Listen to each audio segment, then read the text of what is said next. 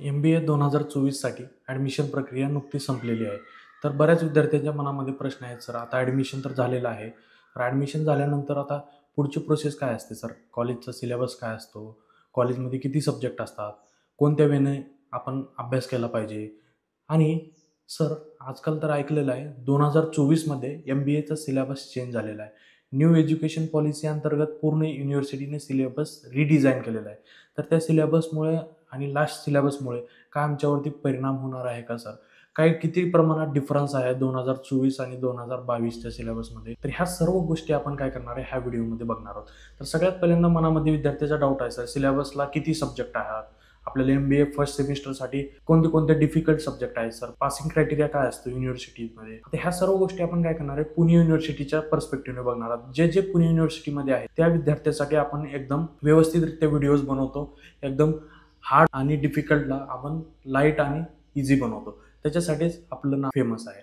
तर नमस्कार विद्यार्थी मित्रांनो, मी आहे Nikhil Swami, founder and director of Swami academy. तर ह्या पर्टिक्युलर व्हिडिओजमध्ये आपण बघणार आहोत न्यू सिलेबस रिडिझाईन झालेला आहे. काय काय पॅरामीटर्स आहेत न्यू सिलेबसमध्ये, क्रायटेरिया काय आहे, किती क्रेडिट सिस्टीम आहे सर, पासिंगसाठी काय करायला लागतं, पासिंग किती क्रेडिट्स घेतल्यानंतर पास होतो, पर्सेंटेज क्रायटेरिया काय असतो, नंतर आणखी मल्टिपल क्रायटेरिया आणि मल्टिपल क्वेश्चन्स तुमच्या मनामध्ये आहेत. तर ते सर्व क्वेश्चन्स आपण काय करणार आहेत इन डिटेल सॉल्व्ह करणार आहेत.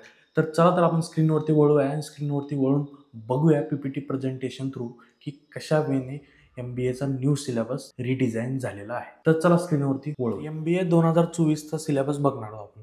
नॅशनल एज्युकेशन पॉलिसी 2020 नुसार हा सिलेबस पुणे युनिव्हर्सिटीनं रिडिझाईन केलेला आहे. डायरेक्टली 2019चा सिलेबस थोडाफार रिवाईज झाला होता 2022ला. आता 2022 नंतर डायरेक्टली हा न्यू सिलेबस आलेला आहे. जे 2024मध्ये फर्स्ट इयरला ॲडमिशन घेत आहेत त्यांना हा सिलेबस पूर्णपणे लागू होणार आहे. ठीक आहे, त्यांच्यासाठी लागू आहे. तर बघा, तर माझं नाव आहे प्राध्यापक Nikhil Swami, founder and director of Swami academy. Swami अकॅडमीमध्ये आपण मल्टिपल MBAचे क्लासेस घेतो, जे हार्ड सब्जेक्ट आहेत, डिसिजन सायन्स आहे, फायनान्शियल मॅनेजमेंट आहे, ॲडव्हान्स फायनान्शियल मॅनेजमेंट आहे आणि मल्टिपल सब्जेक्ट जे की पर्सनलाइज वेने तुम्हाला शिकायचे आहेत. Any other subject, Jio politics असेल, EABD असेल, FM असेल, ऑर्गनायझेशन बिहेवियर असेल, हे मल्टिपल सब्जेक्टचे तुम्ही पर्सनलाइज क्लासेस पण घेऊ शकता. ठीक आहे, तर हे इंट्रोडक्शन टू द सिलेबस आहे. ठीक आहे, तर जसं मी तुम्हाला सांगितलं आत्ताच नॅशनल एज्युकेशन पॉलिसी, ठीक आहे, नॅशनल एज्युकेशन पॉलिसीनुसार हा पूर्ण सिलेबस चेंज झालेला आहे. ठीक आहे, तर पुणे युनिव्हर्सिटीसाठी हा सिलेबस आहे. तर बघा, ह्या सिलेबसमध्ये काय काय आहे, टाईप्स ऑफ कोर्सेस काय असतात, टाईप्स ऑफ सब्जेक्ट काय असतात, हे तुम्ही जेव्हा PDF बघाल तर PDFमध्ये गेल्यानंतर कन्फ्यूज व्हाल. कन्फ्यूज म्हणजे कसं होणार तुम्ही, तर तुम्हाला मल्टिपल सब्जेक्ट दिसतील. जेनरिक कोर आहे, सब्जेक्ट कोर आहे, इलेक्टिव्ह, ह्याचा फंडा काय बाबा, बेसिकली काय म्हणायचं त्याला नेमकं, तर तेच आपण इन डिटेल बघणार. बघा, टाईप्स ऑफ कोर्सेसमध्ये 2 टाईप्स ऑफ कोर्सेस आहेत. सगळ्यात पहिल्यांदा कोर सब्जेक्ट असतात. ठीक आहे, कोर सब्जेक्ट आणि नंतर असतात इलेक्टिव्ह सब्जेक्ट. तर कोर सब्जेक्टमध्ये 2 सब्जेक्ट असतात. ते असतात जेनरिक कोर सब्जेक्ट असतात आणि एक असतात subject core subject. Generic core म्हणजे कंपल्सरी टू ऑल असतात, सगळ्यांसाठी सेम असतात आणि सब्जेक्ट कोर हे स्पेशलायझेशन रिलेटेड असतात. ते आपण बघणार आहोत पुढच्या स्लाईडमध्ये. ठीक आहे, आणि इलेक्टिव्ह कोर्स हे ऑप्शनल असतात, तुम्हाला चॉईस बेस करावं लागतात. चॉईस तुम्हाला द्यायची आहे, हे सब्जेक्ट घ्यायचे मला, ते सब्जेक्ट घ्यायचं म्हणजे इलेक्शन करायचं तुम्हाला सब्जेक्टचं, तर त्याला आपण म्हणतो इलेक्टिव्ह कोर्सेस. बघा, हे कॅटेगरायझेशन केलेलं आहे. 3 कॅटेगरायझेशन कोणते कोणते आहेत आपले, generic core, subject core, elective. Generic core subject म्हणजे कंपल्सरी, तुम्ही फर्स्ट सेमिस्टरला आहेत, सेकंडला आहेत, थर्डला आहेत, फोर्थला आहेत किंवा फायनान्स फील्डला आहेत, तुम्ही HR आहात किंवा मार्केटिंगला आहात, तर तुम्ही irrespective of your field this generic core subject are compulsory to all.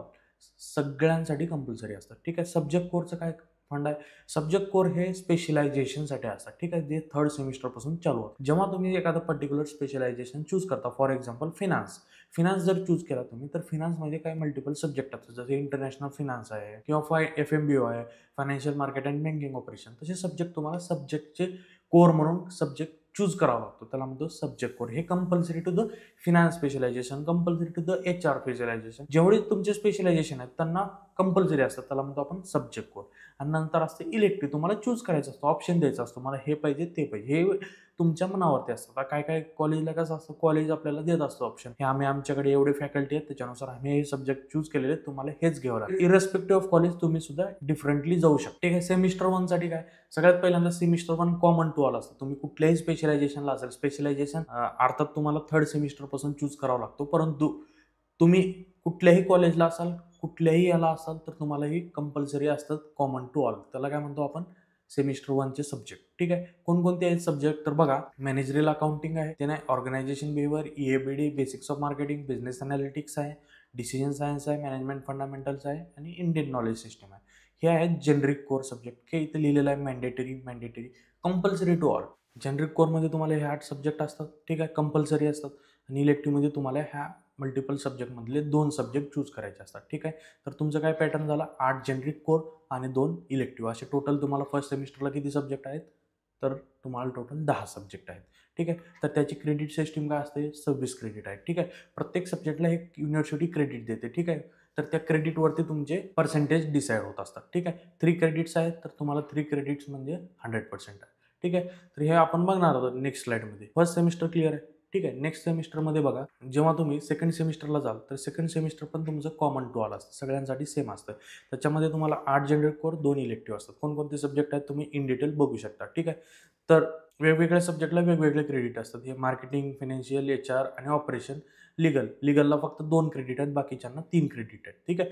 तर हे क्रेडिट सिस्टीम एवढं लक्षात घ्या की तुम्हाला पर्सेंटेजसाठी महत्त्वाचे असतात, ठीक आहे. बाकी याचं काय महत्त्व नको घेऊ, तुम्हाला मार्क्समध्ये घ्यावं लागतात. मी सांगणार आहे नंतर तुम्हाला एक्झाम पॅटर्न जसं सुरू झाला त्यामध्ये तुम्हाला एक्सप्लेन करेन मी, ठीक आहे. तर तुम्हाला हे 4 जनरिक कोर आहेत, ठीक आहे. त्याच्यानंतर हे तुम्हाला ह्या वर्षीपासून न्यू एज्युकेशन पॉलिसीनुसार तुम्हाला सेकंड सेमिस्टरला रिसर्च बेस्ड सब्जेक्ट आहे. सेकंड आणि फोर्थ सेमिस्टरला रिसर्च बेस्ड सब्जेक्ट आहेत. तर तुम्हाला BRM बिझनेस रिसर्च मेथडॉलॉजी, ठीक आहे, डेस्क रिसर्च आणि फील्ड प्रोजेक्ट आहे, हे तुम्हाला करायचं आहे ॲक्च्युअली.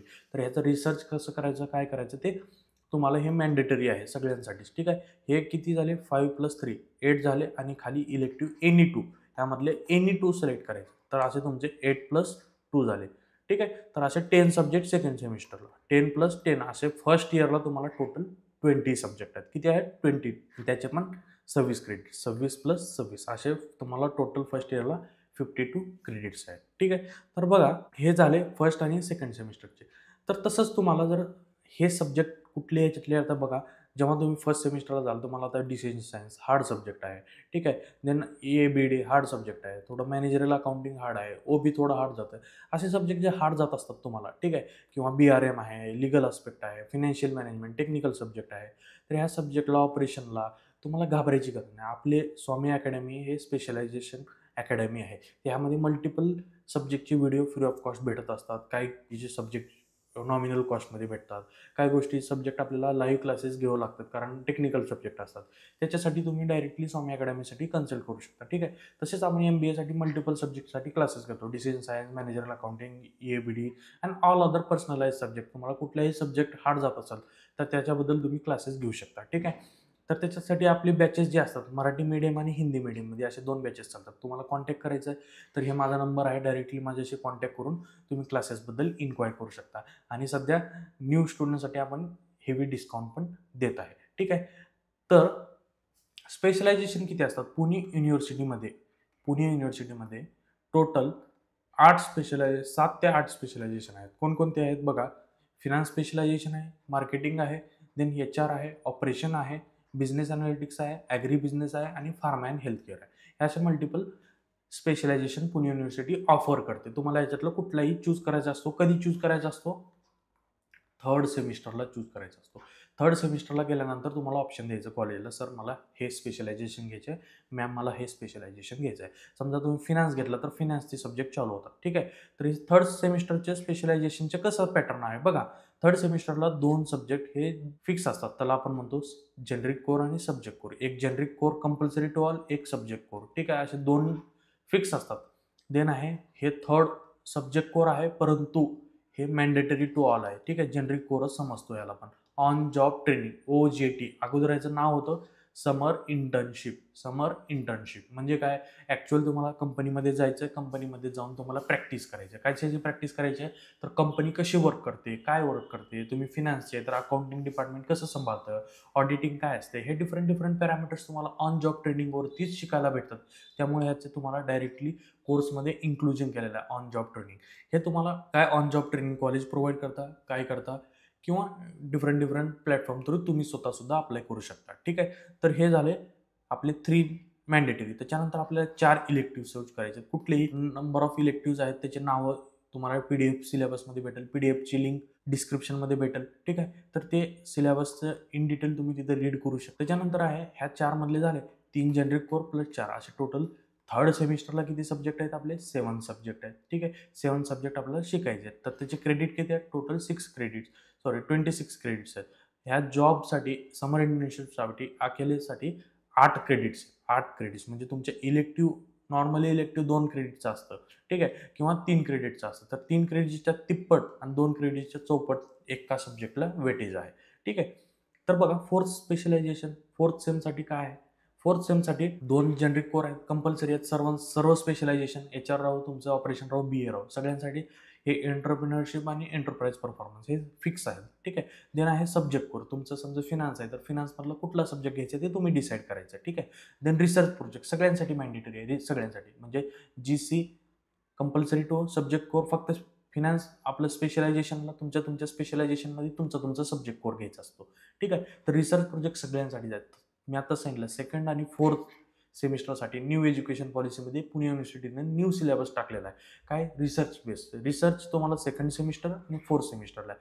सेकंड सेमिस्टरला थोडं थेरॉटिकल आहे आणि फोर्थ सेमिस्टरला प्रोजेक्ट बनवायचे. ॲक्च्युअली तुम्हाला ग्राउंडवरती जाऊन प्रोजेक्ट बनवायचे आहे, ठीक आहे. हे झाले तुमचे 4 जनरिक कोर आणि तुम्हाला इथे पण फोर्थ सेमिस्टरला 4 इलेक्टिव्ह चूज करायचे. कोणते पण असतील त्याची लिस्ट तुम्हाला डिस्क्रिप्शनमध्ये भेटेल. PDF आहे फुल सिलेबस, तिथे जाऊन तुम्ही चूज करू शकता आणि बघू शकता त्याचा इन डिटेल सिलेबस, ठीक आहे. असे टोटल तुम्हाला किती सब्जेक्ट आहेत? 8 सब्जेक्ट. म्हणजे किती? थर्ड सेमिस्टरला 7 आणि फोर्थ सेमिस्टरला 8, टोटल 15 आणि फर्स्ट आणि सेकंड सेमिस्टरला किती? 20. असे टोटल किती सब्जेक्ट शिकणार आहे तुम्ही?